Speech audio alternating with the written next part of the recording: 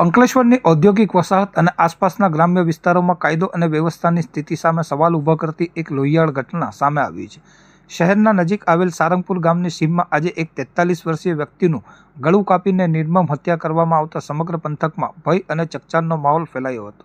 આ ઘટનાની વિગત મુજબ સારંગપુરની સીમમાં મુન્ના લક્ષ્મણ પાલ નામના 43 વર્ષીય પ્રૌઢની રક્તરંજિત હાલતમાં લાશ મળી આવી હતી. પ્રાથમિક તપાસમાં જાણવા મળ્યું છે કે કોઈ અજાણ્યા શખ્સોએ રાત્રિના અથવા વહેલી સવારના સમયે કોઈ અત્યંત તીક્ષ્ણ હથિયાર વડે ગળાના ભાગે જીવલેણ ઘા ઝીકી મુન્ના પાલને મોતને ઘાટ ઉતારી દીધો હતો. ઘટનાની જાણ થતાં જ આસપાસના રહીશોમાં ફફડાટ વ્યાપી ગયો હતો અને લોકોના ટોળેટોળા ઘટના સ્થળે ઉમટી પડ્યા હતા.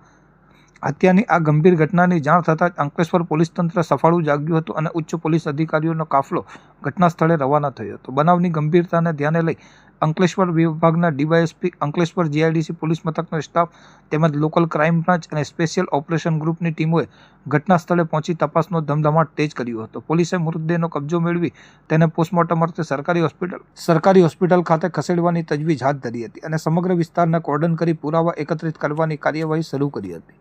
ગુનાના મૂળ સુધી પહોંચવા અને હત્યારાઓના સગડ મેળવવા માટે પોલીસ દ્વારા વૈજ્ઞાનિક પદ્ધતિનો સહારો લેવામાં આવી રહ્યો છે. ઘટના સ્થળે ફોરેન્સિક સાયન્સ લેબોરેટરીની ટીમ અને ડોગ સ્ક્વોડને પણ બોલાવવામાં આવી હતી, જેમના દ્વારા સ્થળ પરથી મળેલ મહત્વના નમૂનાઓ અને નિશાનીઓની તપાસ કરવામાં આવી રહી છે. હાલમાં પોલીસ દ્વારા અલગ અલગ ટીમો બનાવીને શંકાસ્પદ વ્યક્તિઓની પૂછપરછ કરવામાં આવી છે. તેમજ હત્યા પાછળ કોઈ અંગત અદાવત કે લૂંટનો ઈરાદો હતો તે દિશામાં પણ તપાસ લંબાવવામાં આવી છે. ફરાર થઈ ગયેલા હત્યારા અને હત્યામાં વપરાયેલ હથિયારને શોધવા માટે પોલીસે ચક્રો ગતિમાન કર્યા છે અને ટૂંક સમયમાં આરોપીઓને ઝડપી પાડવાનો આશાવાદ વ્યક્ત કર્યો છે.